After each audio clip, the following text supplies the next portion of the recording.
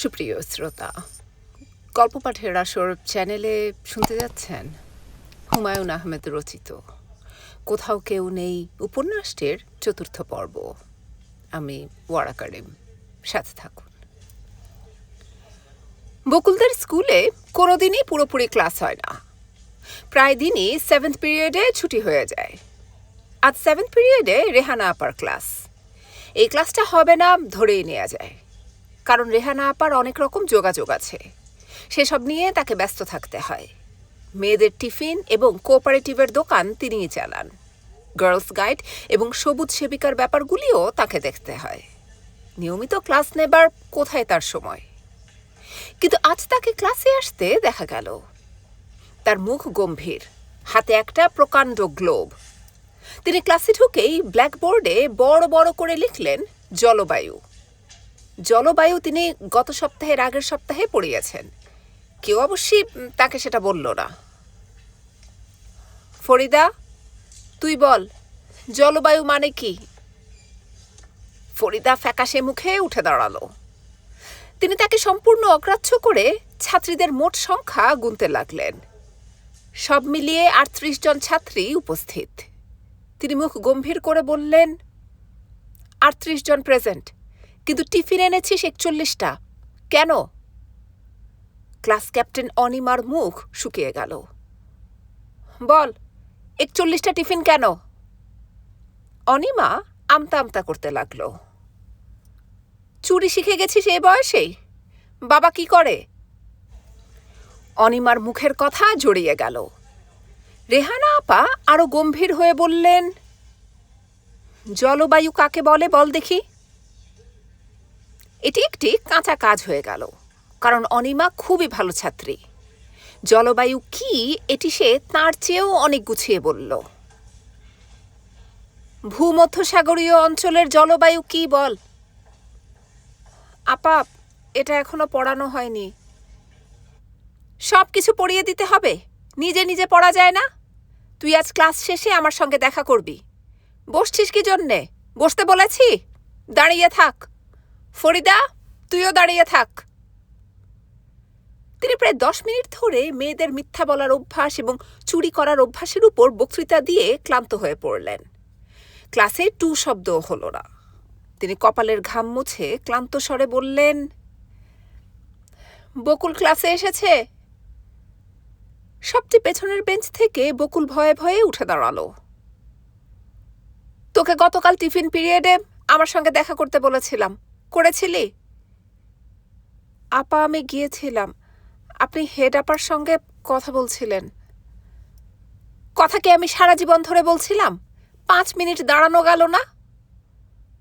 বকুল প্রায় আধা ঘন্টা দাঁড়িয়েছিল, কিন্তু সে কিছু বলল না।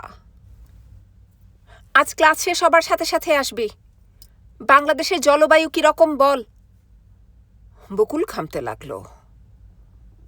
বইয়ের সঙ্গে কারো কোনো সম্পর্ক নেই? মৌসুমি বায়ু কাকে বলে? কেউ জানিস না? কে জানে? হাত তোল। শুধু অনিমা হাত তুলল। তিনি অনিমাকে কিছুই জিজ্ঞেস করলেন না। বিমর্ষ মুখে বাংলাদেশের জলবায়ুর কথা বলতে লাগলেন। গত সপ্তাহের আগের সপ্তাহেও একই কথা বলেছিলেন, তার মনে নেই। ক্লাসের মেয়েরা ঘন্টা পড়ার জন্যে অপেক্ষা করতে লাগলো। ঘন্টা আর পড়ছেই না। তাদের মনে হলো তারা অনন্তকাল ধরে ক্লাসে বসে আছে। বকুল টিচার্স কমন রুমে ভয়ে ভয়ে উঁকি দিল। রেহানা আপা হাত নেড়ে নেড়ে অঙ্ক আপার সঙ্গে কথা বলছেন। তিনি ইশারায় বকুলকে অপেক্ষা করতে বললেন। কতক্ষণ অপেক্ষা করতে হবে কে জানে। অন্য ছাত্রীরা সবাই চলে যাচ্ছে। স্কুল ঘর দ্রুত ফাঁকা হয়ে যাচ্ছে। আজ তার একা একা যেতে হবে। বকুল কিছুক্ষণ পর পর্দা ফাঁক করে আবার উঁকি দিল। রেহানা আপা এবং অঙ্ক আপা দুজনেই খুব হাসছেন। অঙ্ক আপা কখনো হাসেন না। তার হাসি দেখে বকুল খুবই অবাক হলো। অঙ্ক আপা বকুলকে তাকিয়ে থাকতে দেখে হাসি থামিয়ে গম্ভীর হয়ে গেলেন। রেহানা আপার মুখ অবশ্যই এখনো হাসি হাসি। তিনি চটের ব্যাগটা হাতে নিয়ে বেরিয়ে এলেন। বকুল, তুই আয়, হাঁটতে হাঁটতে কথা বলি। রাস্তার মোড় পর্যন্ত এগিয়ে দেব। তারপর রিক্সা নিয়ে চলে যাবি। কাল যখন স্কুলে আসবি তখন মনে করে তোর একটা ছবি নিয়ে আসবি। বকুল অবাক হয়ে তাকালো। রেহানা আপা বললেন, শাড়ি পরা ভালো ছবি আছে? জি না আপা। তাহলে এক কাজ কর, আজ বিকেলেই একটা তুলিয়ে ফেল। চুলগুলি সামনে ছড়িয়ে দিবি, যাতে কত লম্বা সেটা টের পাওয়া যায়। বকুল ক্ষীণ কণ্ঠে বলল, জি আচ্ছা। খুব দরকার, ভুলে যাবি না আবার। বকুল কথা বলল না। রেহানা আপা বললেন, তুই তো সবার বড়, তাই না? জি আপা। ক ভাই বোন তোরা? এক ভাই এক বোন। বাহ, ছোট ফ্যামিলি তো। একদিন যাবো তোদের বাসায়, তোর মাকে বলিস। জি আচ্ছা। পড়াশোনা করছিস তো ঠিক মতো? করছি। লাস্ট বেঞ্চে বসিস কেন সব সময়? ফার্স্ট বেঞ্চে বসবি, মনে থাকবে? থাকবে। রেহানা আপা রাস্তার মোড়ে বকুলের জন্যে একটা রিক্সা ঠিক করে রিক্সাওয়ালার হাতে 2 টাকা ভাড়া দিয়ে দিলেন। বকুল, হুড তুলে দে। হুড না তুলে মেয়েদের রিক্সা করে যাওয়া আমার পছন্দ না। বকুল সারা পথ অস্বস্তি বোধ করতে লাগলো। মেয়েদের কাছে রেহানা আপার ছবি চাওয়া নতুন কোনো ব্যাপার না। তিনি উপরের ক্লাসের সুন্দরী মেয়েদের কাছে বেছে বেছে, সবার কাছে না, ছবি চান, এবং তার দিন দশেকের মধ্যে সেই সব মেয়েদের বিয়ে হয়ে যায়। আজে বাজে বিয়ে নয়, ভালো বিয়ে। রেহানা আপার ধারণা, ক্লাস 10-এ পড়া মেয়েরা হচ্ছে বিয়ের পাত্রী হিসেবে সর্বশ্রেষ্ঠ। এ সময় মেয়েরা ছেলেদের সম্পর্কে প্রথম কৌতূহলী হয় এবং প্রেম করবার জন্যে ছোঁক করে। বিয়ের পর হাতের কাছে স্বামী পায় বলেই প্রথম প্রেম হয় স্বামীর সঙ্গে। সেই প্রেম দীর্ঘস্থায়ী হয়। ক্লাস 10-এ পড়া মেয়েদের সম্পর্কে তার নানা রকম থিওরি আছে। এইসব থিওরি তিনি অত্যন্ত আগ্রহের সঙ্গে প্রচার করে থাকেন। শওকত সাহেব বাইরের বারান্দায় দাঁড়িয়েছিলেন। তিনি বকুলকে রিক্সা থেকে নামতে দেখে অবাক হলেন। তাকে রিক্সা ভাড়া দেয়া হয় না। স্কুল এত দূর নয় যে রিক্সা করে যাওয়া আসা করতে হবে। সংসারে কোনো কাঁচা পয়সা নেই। বকুল বোধহয় মুনার কাছ থেকে নিচ্ছে। মুনা এই সংসারে নানানভাবে টাকা খরচ করে। এটা তার পছন্দ নয়। কোন বইতে যেন পড়েছিলেন, যে সংসারে মেয়েদের রোজগারের টাকা খরচ হয় সেই সংসারের কোনো আয় উন্নতি হয় না। বকুল ঘরে ঢুকলো খুব ভয়ে ভয়ে। তার ধারণা ছিল বাবা অকারণেই তাকে একটা ধমক দেবেন। দেরি হলো কেন? রিক্সা করে এসেছিস কেন? কিন্তু শওকত সাহেব তেমন কিছুই করলেন না। মেয়ের দিকে ভালো মতো তাকালেনও না। চারদিক ফাঁকা ফাঁকা। মুনা আপা বা বাবু কেউ নেই। সে মার ঘরে উঁকি দিল। লতিফা হাত ইশারায় তাকে কাছে আসতে বললেন। তার চোখ জল জল করছে, যেন বড় একটা কিছু ঘটেছে। তিনি ফিসফিস করে বললেন, তোর বাবার কি হয়েছে?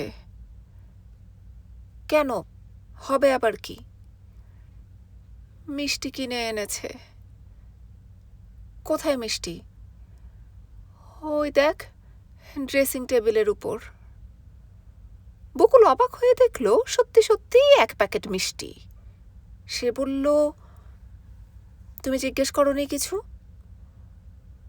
না, তুই জিজ্ঞেস করে আয়। মুনা আপা আসুক, সে জিজ্ঞেস করবে। লতিফা নিজের মনে বললেন, আজ তোর বাবা চেঁচামেচি রাগারাগি কিছুই করেননি। অফিস থেকেও এসেছেন সকাল সকাল। বকুল বলল, আজ তোমার শরীর কেমন মা? ভালোই। যা, তোর বাবাকে চা বানিয়ে দে। ঘরে মুড়ি আছে, পেঁয়াজ মরিচ দিয়ে মেখে দে। বকুল বারান্দায় গেল। বাবা আগের মতোই হাঁটাহাঁটি করছেন। কারো জন্যে অপেক্ষা করছেন বোধহয়। বকুল ক্ষীণ স্বরে ডাকল, বাবা। কি? চা আনি? আন। চায়ের সঙ্গে কিছু খাবে? ঘরে মুড়ি আছে, মেখে দেই। দে, বেশি করে ঝাল দিবি। আর শোন, মিষ্টি এনেছি, তোর মাকে দে, তুইও খা। বকুল ভয়ে ভয়ে বলল, মিষ্টি কি জন্যে? এমনি আনলাম। শওকত সাহেব সিগারেট ধরিয়ে বিব্রত ভঙ্গিতে কাশতে লাগলেন। মিষ্টি এনে তিনি যেন একটা অপরাধ করে ফেলেছেন। বকুল ছবির কথা তুলল রাতের খাবার সময়। অন্য সবার খাওয়া হয়ে গেছে, মুনা আপা এবং সে বসেছে শেষে। এ কথা সে কথার পর বকুল খুব স্বাভাবিকভাবে রেহানা আপার ছবি চাওয়ার কথা বলল। মুনা খাওয়া বন্ধ করে তীক্ষ্ণ কণ্ঠে বলল, কেন, ছবি দিয়ে কি হবে? আমি কি করে জানবো আপা? তুই কিছু জিজ্ঞেস করিসনি? না। ঠিক কি কি কথা হয়েছে তোর সাথে? বকুল কথাগুলো গুছিয়ে বলতে চেষ্টা করল, কিন্তু ঠিক মতো বলতে পারল না। মুনা বলল, শাড়ি পরা ছবি চেয়েছে। হ্যাঁ। তোকে বিয়ে দিতে চায় নাকি? বকুল কোনো জবাব দিল না। কি কথা বলছিস না কেন? বোধ হয় আপা এরকম মেয়েদের কাছে ছবি চায়, তারপর ওদের বিয়ে হয়ে যায়। শালার এরকম বিয়ে হলো। ডাল নাও আপা, ডাল নিয়ে খাও। খেতে ইচ্ছে করছে না। মুনা প্লেট ঠেলে উঠে দাঁড়ালো। তুমি কি আমার ওপর রাগ করেছো আপা? তোর ওপর রাগ করবো কেন? তুই আয়, তোর সঙ্গে আমার জরুরি কথা আছে। বাবু বিছানায় শুয়ে পড়েছিল। পড়ার ভঙ্গি দেখে মনে হতে পারে গল্পের বই, কিন্তু গল্পের বই না। বাবা যে কোনো সময় ঘরে ঢুকতে পারেন। রাত 10টার আগে হাতে গল্পের বই দেখলে সর্বনাশ হয়ে যাবে। মুনা ঘরে ঢুকতেই বাবু হাসি মুখে বলল, ফ্যান দেখেছ আপা? নতুন ফ্যান। বাকের ভাই বলে গেছেন পুরানোটা ঠিক না হওয়া পর্যন্ত এটা থাকবে। মুনা বিরক্ত চোখে ফ্যান দেখল, কিছু বলল না। বাবু বলল, আরাম করে ঘুমানো যাবে, ঠিক না আপা? তোর আজ মাথা ব্যথা হয়নি? না। বিকেলে খেলতে গিয়েছিলি? এখন থেকে রোজ যাবি। নিয়মিত খেলাধুলা করলে মাথা ব্যথা থাকবে না। ঝড় হোক বৃষ্টি হোক যাবি। আচ্ছা, যাব। যা তো, আমার জন্য একটা পান নিয়ে আয়, কেমন যেন বমি বমি লাগছে। বাবু পান আনতে গিয়ে আর ফিরল না। শওকত সাহেব তাকে আটকে ফেললেন। ইংরেজি বানান ধরতে লাগলেন। মস্কিটো, এমব্রয়ডারি, ইনকুইজিটিভনেস, এই জাতীয় বানান। বাবু তালগোল পাকিয়ে ফেলতে লাগল। যেটাতেই সে আটকাচ্ছে সেটাই ডিকশনারি খুঁজে বের করতে হচ্ছে এবং 20 বার করে সশব্দে বানান করতে হচ্ছে। রান্নাঘর গুছিয়ে বকুল যখন শোবার ঘরে উঁকি দিল, তখন রাত 10টা বাজে। মুনা ঘর অন্ধকার করে শুয়ে আছে। বকুল মৃদু স্বরে ডাকল, আপা। কি, ঘুমাচ্ছ নাকি? না। কি যেন বলবে বলেছিলে আমাকে? মুনা একটা লম্বা বক্তৃতা তৈরি করে রেখেছিল, কিন্তু বক্তৃতাটা দেয়া গেল না। সে শুধু বলল, তুই রেহানা আপাকে বলিস আমার বাবা ছবি দিতে রাজি হলেন না। বকুল বলল, এটা কেমন করে বলবো? অন্য কথাগুলি যেমন করে বলিস ঠিক তেমনি করে বলবি। আপা দারুণ রাগ করবে। রাগ করলে করবে। রাগ কমানোর জন্যে বাচ্চা একটা মেয়ের বিয়ে হয়ে যাবে? তুই কি বুঝিস বিয়ের? আপা আস্তে, বাবা শুনবে। মাস্টারদের দায়িত্ব হচ্ছে পড়ানো, বিয়ে দেয়া না। যখন সময় হবে তখন আপনাতেই বিয়ে হবে। এই নিয়ে তোর এত চিন্তা কিসের? আমি আবার কখন চিন্তা করলাম? ছবি দেওয়ার ব্যাপারে তোর এত আগ্রহ কেন? তুমি বুঝতে পারছো না আপা, রেহানা আপা খুব রাগ করবে। রাগ করলে করবে। যা, আমার জন্য একটা পান বানিয়ে আন। বাবুকে পাঠিয়েছিলাম, সে আর ফিরবে না, আটকে গেছে। আপা, নতুন ফ্যান দেখেছ? দেখলাম। বাকের ভাই নাকি এসে অনেকক্ষণ ছিল, অনেক গল্প টল্প করলো। কার সঙ্গে গল্প করলো? বাবার সঙ্গে। বাবা আজ সকাল সকাল ফিরেছেন। বাকের ভাই এসেই গল্প জুড়ে দিল। কাল পরশুর মধ্যে একটা কাজের লোকও এনে দেবে বলেছে। এনে দিলে তো ভালোই। তুই যা, পানটা নিয়ে আয়। আমার সাহসে কুলাচ্ছে না আপা, বাবার সামনে দিয়ে যেতে হবে। তুমি নিজেই যাও না। মুনা উঠে বসল। বকুল বলল, মিষ্টি কি জন্যে আনলেন এটাও একটু জিজ্ঞেস করবে? জানতে ইচ্ছা করছে। জানতে ইচ্ছে হলে তুই নিজেই জিজ্ঞেস কর। আমার এত সাহস নেই। বসার ঘর থেকে শকত সাহেব ডাকলেন, বকুল, বকুল। বকুল মুখ অন্ধকার করে উঠে গেল। শকত সাহেবের সামনে বাবু কান ধরে দাঁড়িয়েছিল, তার চোখ লাল। বকুল এসে ঢুকতেই শকত সাহেব বললেন, পাটিগণিত নিয়ে আয়। টেলিগ্রামে লেখা ছিল, ফরিদা সিরিয়াস, কাম ইমিডিয়েটলি। মামু ধরেই নিয়েছিল সে মারা গেছে। আলম সাহেবকে যাবার বেলায় বলেও গেল, বোনটা মারা গেছে বোধহয়। মৃত্যুর খবরে লোকজন সবসময়ই হকচকিয়ে যায়। আলম সাহেবও হকচকিয়ে গেলেন। কিভাবে মারা গেছেন? সেসব কিছু লেখেনি, অসুস্থ ছিল। ওর মৃত্যুটা আমাদের সবার জন্যই রিলিফ। বড় কষ্টে ছিল। তাই নাকি? জি, বাড়িতে গেলে ঘুমাতে পারতাম না, চিৎকার করতো সারা রাত। চোখে দেখা যায় না এমন কষ্ট। হয়েছিল কি? স্নায়ুর মধ্যে কি যেন হয়েছে, চিকিৎসা নেই কোনো। ব্যথা কমানোর ইঞ্জেকশন দিয়েও কিছু হয় না। বাড়ি যাওয়াই ছেড়ে দিয়েছিলাম। কথা খুবই সত্যি। মামুন গত 1 বছরে মাত্র একবার গিয়েছিল। একদিন থেকে পালিয়ে এসেছে। সারা রাত উঠানে মোড়া পেতে কাটিয়েছে। ভয়ঙ্কর একটা রাত। এখন বাড়িতে গেলে সেরকম কোনো ঝামেলা হবে না, ঘুমানো যাবে। তাদের গ্রামের বাড়িটি সুন্দর, পাকা দালান। পেছনের পুকুরটি বুজে গেছে, এটা ঠিকঠাক করতে হবে। মুনাকে নিয়ে গ্রামে আসতে হবে। সে কোনোদিন গ্রাম দেখেনি। গ্রাম সম্পর্কে তার ধারণা খুবই খারাপ। ধারণা পাল্টে যাবে।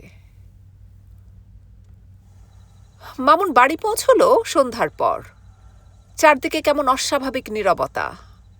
বসার ঘরের বারান্দায় হারিকেন জ্বালিয়ে কয়েকজন মুরব্বী বসে আছেন। মামুনকে দেখে তারা এগিয়ে এলেন। মৃদু স্বরে কি সব বলতে লাগলেন, কিছুই বোঝা গেল না। মামুনের বড় চাচা বললেন, তোমার লাগে অপেক্ষা। তুমি না ওনে দম বাইর হইতাছে না। যাও, ভিতরের বাড়িতে যাও, বইনের সাথে কথা কও। ফরিদা বড় খাটটায় পড়ে আছে। ঘরে দুটো হারিকেন, একটা কুপি, অনেক মেয়েদের ভিড়। মামুন ঘরে ঢুকতেই ফরিদার গোঙানি থেমে গেল। সে পরিষ্কার গলায় ডাকল, ভাইজান। মামুন অসহায়ের মতো চারদিকে তাকালো। ভাইজান, বড় কষ্ট।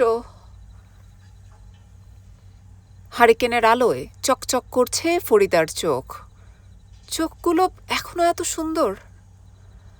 ফরিদার শ্বাসকষ্ট শুরু হয়েছে, টেনে টেনে শ্বাস নিচ্ছে। মামুনের কি উচিত কাছে গিয়ে বসা, হাতে হাত রাখা? কিন্তু জন্তুর মতো শব্দ যে করছে, সে কি ফরিদা? একজন কি হারিকেন উঁচু করে ধরলেন। ভালো মতো দেখাতে চান বোধ হয়। কি আছে দেখানোর? ফরিদার শ্বাস টানার ফাঁকে ফাঁকে বলল, গত বছর আপনি আসছিলেন, কিন্তু আমার সঙ্গে কোনো কথা বললেন না। আমার মনে কষ্ট হয়েছে। এমন কোনো মনের কষ্ট আছে যা এই তীব্র শারীরিক যন্ত্রণাকে স্পর্শ করতে পারে? মামুন ঘোলাটে চোখে চারদিকে তাকাতে লাগলো। একজন বুড়ো মহিলা বললেন, পশ্চিম দিকে মুখ কইরা দেন, কলেমা তৈয়ব পড়েন, লা ইলাহা ইল্লাল্লাহু মুহাম্মাদুর রাসূলুল্লাহ। শ্বাসকষ্ট সন্ধ্যারাত্রিতে শুরু হলেও ফরিদা মারা গেল পরদিন সকাল ৯টায়। এক একবার কষ্টটা কমে যায়, সে চোখ বড় বড় করে সবার দিকে তাকায়। সেই তাকানো দেখেই মনে হয় সে বুঝতে পারছে সময় ফুরিয়ে যাচ্ছে এবং তার জন্যে সে খুশি। সে অপেক্ষা করছে আগ্রহ নিয়ে। মামুন বাড়ি যাবার সময় ঠিক করে রেখেছিল ২ দিন থাকবে। কলেজ থেকে ছুটি নেওয়া হয়নি, কাউকে কিছু বলে যাওয়া হয়নি। ২ দিনের বেশি থাকার প্রশ্নই ওঠে না। কিন্তু সে থাকলো ১১ দিন। ১২ দিনের মাথায় ঢাকায় ফিরে এলো। তার মুখ ভর্তি খোঁচা খোঁচা দাড়ি, অনিদ্রাজনিত কারণে চোখ লাল। আলম সাহেব তাকে দেখে আঁতকে উঠলেন। মামুন শুকনো হাসি হেসে বলল, সব ভালো তো? ভালো, সবই ভালো। আপনি কেমন? ভালোই। চিঠিপত্র কিছু আছে? জি না, চিঠিপত্র নেই। মুনা খোঁজ করেছিল? জি, একদিন এসেছিলেন। মামুন আর কিছুই জিজ্ঞেস করল না। সারাদিন কাটালো ঘুমিয়ে। সন্ধ্যাবেলা একা একা একটা সিনেমা দেখতে গেল, দ্য বিস্ট। একজন মানুষ পূর্ণিমা রাতে কেমন করে নেকড়ে হয়ে যায় তার গল্প। প্রথম দিকে গল্পটির কিছুই ধরা যাচ্ছিল না, শেষ দিকে দারুণ জমে গেল। মামুন অবাক হয়ে লক্ষ্য করল সে বেশ উত্তেজনা অনুভব করছে। শেষ দৃশ্যে সুন্দরী একটি তরুণী মেয়ের কৌশলের কাছে জন্তুটির পরাজিত হবার ঘটনাটি তাকে অভিভূত করে ফেলল। চারদিকে হাততালি পড়ছে। সে বহু কষ্টে হাততালি দেবার লোভ সামলাল। প্রথম থেকে ছবিটি মন দিয়ে না দেখার জন্যে তার আফসোসের সীমা রইল না। মেসে রাতে খাবার ব্যবস্থা আছে, তবুও সে হেঁটে হেঁটে নবাবপুরের এক দোকানে বিরিয়ানি খেতে আসলো। ছাত্র থাকাকালীন অবস্থায় দল বেঁধে এখানে আসত। অনেক দিন পর আবার আসা। সব কিছু আগের মতো আছে। ১০০ বছর পরেও বোধ হয় দোকানটা এরকমই থাকবে। তবে বিরিয়ানি আগের মতো লাগলো না। চাল পুরোপুরি সেদ্ধ হয়নি, লবণও কম হয়েছে। আগে তেঁতুলের টক দিত, এখন বোধহয় দিচ্ছে না। কাঁচা মরিচে কোনো ঝাল নেই, মিষ্টি মিষ্টি লাগছে খেতে। মামুন প্লেট শেষ না করেই উঠে পড়ল। ঘুম ঘুম লাগছে, কিন্তু মেসে ফিরে যেতে ইচ্ছে করছে না। রাস্তায় রাস্তায় ঘুরে বেড়ানোরও কোনো অর্থ হয় না। মামুন সদরঘাট লঞ্চ টার্মিনালে চলে গেল। অনেক কাল আগে দল বেঁধে সবাই এখানে আসত। একবার নৌকা ভাড়া করেছিল আধা ঘন্টার জন্যে। বসিরের জন্যে নৌকা ডোবার উপক্রম হয়েছিল। মামুন একটি ছোট্ট নিঃশ্বাস ফেলল। লঞ্চ টার্মিনাল আগের মতো নেই। অনেকদিন আসা হয় না এদিকে। সব কেমন বদলে যাচ্ছে। আলম সাহেব জেগে বসেছিলেন।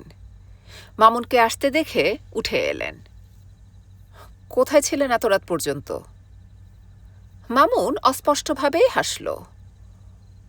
আপনি যাওয়ার পরপরই আপনার বান্ধবী এসেছিলেন, সন্ধ্যা পর্যন্ত ছিলেন। মামুন কোনো উৎসাহ দেখালো না।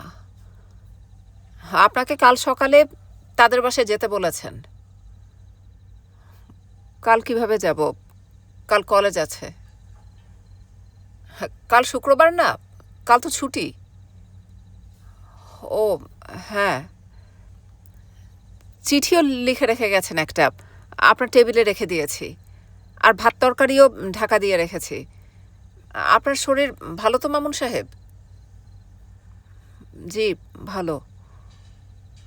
চোখ লাল হয়ে আছে। সারাদিন ঘুমিয়েছি তো তাই। সন্ধ্যাবেলা কোথায় গিয়েছিলেন? একটা ছবি দেখলাম, নাচ সিনেমায়, দি বিস্ট। ভালো ছবি। আলম সাহেব অবাক হয়ে বললেন, সিনেমা দেখতে গিয়েছিলেন? জি, মনটা ভালো ছিল না, তাই ভাবলাম যাই দেখে আসি। ভালোই করেছেন। ছাত্র জীবনে খুব ছবি দেখতাম। রোমান হলিডে ছবিটা মোট 11 বার দেখেছিলাম। ওই মেয়েটার প্রেমে পড়ে গিয়েছিলাম। মামুন চিঠিটা পড়ল। 2 লাইনের চিঠি। আগামীকাল আমাদের বাসায় দুপুরে ভাত খাবে, সকালে চলে আসবে। ব্যাপারটা বোঝা যাচ্ছে না। ওদের ওখানে যাওয়ার ব্যাপারে মুনার খুবই আপত্তি। মামা পছন্দ করেন না। একবার গিয়ে তো বেজ্জতি অবস্থা। ভদ্রলোক একটা কথাও বললেন না, সালামের জবাব পর্যন্ত দিলেন না। রাগ দেখাবার জন্যে তার সামনেই কাজের মেয়েটাকে বিনা কারণে এমন একটা চড় দিলেন যে মেয়েটা উল্টে চেয়ারের ওপর পড়ে গেল। বিশ্রী অবস্থা। মামুন সাহেব। জি। ভাত খান। না, ভাত খাবো না, ভাত খেয়ে এসেছি। চা খাবেন? চলেন, মোড়ের দোকান থেকে চা খেয়ে আসি। মামুন কোনো রকম আপত্তি করল না, চা খেতে গেল। আলম সাহেব হালকা স্বরে বললেন, দুঃখ কষ্ট সংসারে থাকেই, দুঃখ কষ্ট নিয়ে বাঁচতে হয়। জন্ম নিলেই মৃত্যু লেখা হয়ে যায়, কি বলেন? তা তো বটেই। আপনি এসব নিয়ে ভাববেন না। না, আমি ভাবি না। চা খেতে খেতে আলম সাহেব মৃদু স্বরে বললেন, দাড়িটাড়িগুলো কেটে ফেলেন, ভালো লাগছে না। জি, কাটবো, কালই কাটবো।